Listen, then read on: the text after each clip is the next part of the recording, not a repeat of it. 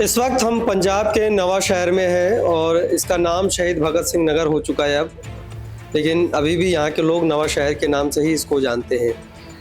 इस नवा शहर के एक गांव में है और गांव में ये सीड की शॉप है। यहाँ पर इसके जरिए हम आपको ये बताएंगे कि पंजाब के किसान आखिर किस तरीके से मालामाल होते हैं, पंजाब के किसान वो क्या करते हैं, वो किस तरीके का बीज उपयोग में लाते हैं, पेस्टिसाइड्स और बाकी जो कीटनाशक होते हैं वो किस तरीके से वो यूज़ में लाते हैं ताकि उनको ज़्यादा उनकी पैदावार ज़्यादा हो, जिससे उनका मुनाफा बढ़ जाए। तो हम इस सब कुछ जानने की कोशिश करेंगे। हमारे साथ इस सीड शॉप के ऑनर हैं, इनसे हम पूछते हैं कि आखिर ये पंजाब के किसान सबसे ज़्यादा किस चीज़ की खेती करते हैं और किस तरीके से वो कौन सी तकनीक अपनाते हैं।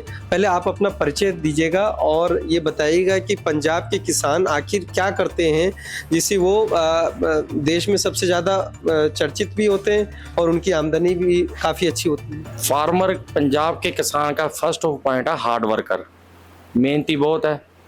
और वो यहाँ पे फसल लगता है, धान हो गया, मक्की हो गया, कनक हो गया, सब्जी के बीज हो गए। फार्मर की चॉइस मेन की ना रहती है बढ़िया सीड जैसे बायर कंपनी का हो गया, सजेंटा का हो गया, बासव एंड और भी हो गया। और कीटनाशक में भी वो ब्रांड को ही महत्व देते हैं।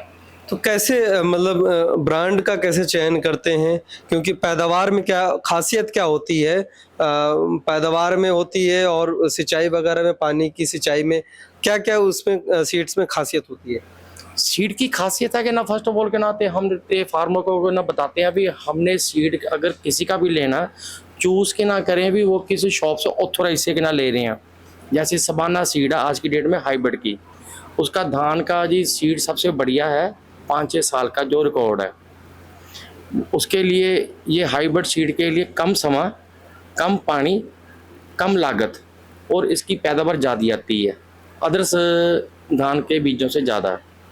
ऐसे ही कि ना कनक है, कनक में भी सही है कि कौन सा सबसे पहले तो हर फार्मर को चाहिए कि मैं क्या चूज़ कर रहा हूँ, किस कंपनी का चूज़ कर रहा हूँ, क्योंकि फार्मर का पैसा है कि ना बढ़िया सीड में लगाएगा उसकी बढ़िया आमदन आएगी। ऐसे वेजिटेबल भी है, मेन महत्व हर किसान को चाहिए कि यार मैं कौन सा सीड ले रहा हूँ, बढ़िया सीड का बढ़िया उत्पादन आता है। अच्छा, एक चीज़ और, सीड की बात अपन ने कर ली और उसके प्रॉफिटेबल और जो वो है वो भी पहलू अपन ने देख लिया। अब एक चीज़ सवाल जाता है कि जो पेस्टिसाइड्स और जो फर्टिलाइज़र्स का प्रयोग होता है वो क्या पहले के कुछ 4 साल, 5 साल, 10 साल पहले के मुकाबले अभी कुछ उसमें इजाफा हुआ है और किस तरीके से आप इसको देखते हैं? नहीं, हिमांशु जी के नाम आज की डेट में और पहले की डेट में वैरायटी हमारे पास नहीं होती थी। जैसे उसमें के नाम हमारी फर्टिलाइज़र का ज़्यादा इस्तेमाल होता था, पर के ना 2-4 सालों में कुछ ऐसी कंपनियां लेके आई हैं, अपना ब्रांड लेके आई हैं। मैं आपसे पहले भी कहा था, कम लागत फर्टिलाइज़र का कम इस्तेमाल हो रहा है जो पिछले सालों से हो रहा था। कुछ वैरायटियों में धान का हो गया, ऐसे कि ना कनक है, वेजिटेबल है, और कुछ वैरायटियों के आने के करके हमारा फर्टिलाइजर वाला काम थोड़ा कम हो गया। और पेस्टिसाइड्स का यूज़, पेस्टिसाइड का तो यूज़ के ना होता ही है।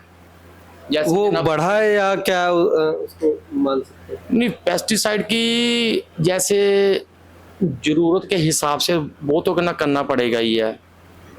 एक बार भी हो सकता है, 2 बार भी हो सकता है।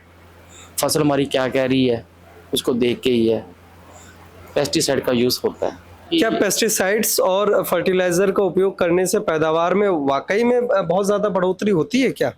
बढ़ोतरी तो डिपेंड ऑन के ना है नेचर जी, हालात। जैसे हमारे खेत में के नाम अटैक हो गया, के नाम उसका अपना सुंडी का जहाँ कुछ भी कीटनाशक का, उसको बचाने के लिए तो हमें स्प्रे करना ही पड़ना है। हाँ, कि ना फ़ायदा भी होता है कि ना अगर हमारा खेत बिल्कुल साफ़ सुथरा है, ऑटोमेटिक यील्ड भी अच्छा आएगा।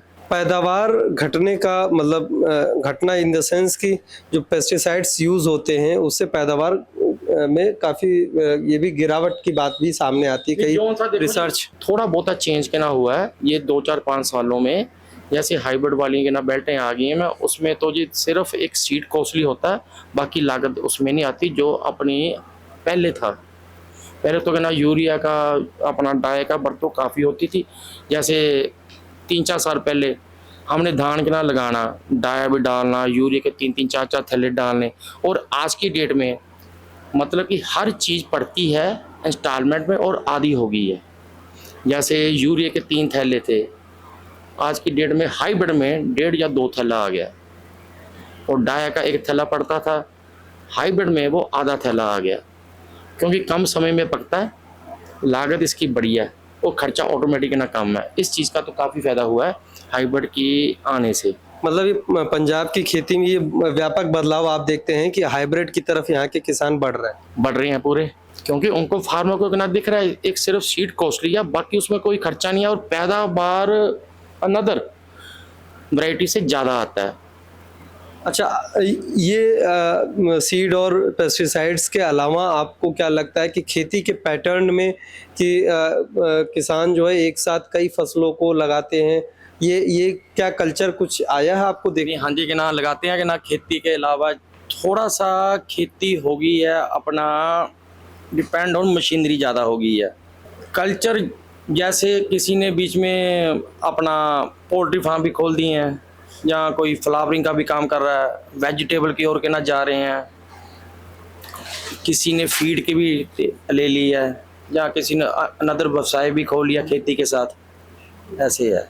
मतलब इस तरीके से विविधीकरण हो रहा है, मतलब किसान जो है सिर्फ परंपरागत खेती से हटकर अब ये इन सब चीजों की तरफ भी ना बढ़िया कर रहे हैं जी कि ना फार्मर, और अपना जो साथ में के ना अटैच जो है अनदर बिजनेस वो भी साथ में कर रहे हैं। जैसे बहुत के ना फार्मर है के नाम अपना डेयरी का के ना कोर्स के ना करके के ना पशु को के नाम होते पालन को अच्छा लेके जा रहे हैं, और अपना फ्लावरिंग की ओर यानी उसकी स्टिक वगैरह के ना बेचते हैं, वेजिटेबल को ज़्यादा दे रहे हैं। मतलब शॉर्ट टाइम की है फसल, इसका के ना मंडी में अच्छा रेट हो तो उनको 6 महीनों वाली फसल से 2 महीनों में ज़्यादा फायदा आता है। हाँ, ये है। व्यवसाय खोल रहे हैं साथ साथ में, जैसे कि ना एक काफ़ी फार्मर आते हैं कि ना कईयों ने पोल्ट्री फार्म भी खोला हुआ है, कईयों ने ना डेयरी फार्म को अच्छा कहना चला रहे हैं, फीड की एजेंसी भी ले रखी हुई है, कंपेनियाँ भी कहना ले रखी हुई हैं, बिजाई कटाई वाले साधन भी कहना ले रखे हैं, अपना भी कहना करते हैं और अनदर के नाम फार्मरों का भी कहना करते हैं। एक चीज़ और लास्ट में आपसे हम जानने की कोशिश करेंगे कि आने वाले दिनों में आपको अभी क्या लग रहा है कि ये नई चीज़ें आ रही हैं। आपने जैसे मशीनीकरण की बात की, तो मशीनीकरण पंजाब में क्या पूरी तरीके से हो गया है, या उसके कारण क्या लगते हैं? मजदूरों की कमी, यहाँ के लोग, यहाँ के युवाओं का पलायन, तो उसके कारण आपको क्या क्या लगता है? सबसे पहले तो कहना लेबर की है जी, सबसे पहले तो है जी लेबर की, और युवाओं का प्लान भी मैं आपको 50-50% ना राय दे सकता हूँ, क्योंकि यहाँ पे बाहर जाना भी चाहते हैं, नहीं यार हमने यहाँ पे काम भी करना है खेती के साथ, और हम क्या करें, ये भी मैंने के नाते सुना है। जैसे ये फार्मर आप इनका व्यू ना ले सकते हो, वो खड़े हैं, मतलब कि थोड़ा सा बाहर को भी ना महत्व है। अगर बाहर हम नहीं गए, हम खेती के अलावा और क्या कर सकते हैं, वो इस चीज़ को भी आ रहे हैं।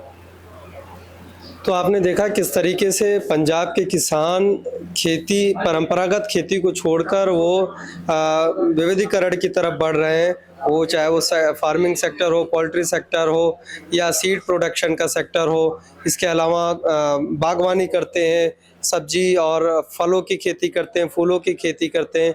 ये उनके कमाई का असल जरिया है, जिससे वो बाकी अन्य राज्यों के किसानों के मुकाबले ज़्यादा कमाई की बातें होती है और ज़्यादा कमाई कर पाते हैं। ऐसे ही ग्राउंड रिपोर्ट्स देखने के लिए गांव जंक्शन को सब्सक्राइब करना मत भूलें। गांव जंक्शन के लिए हिमांशु मिश्र।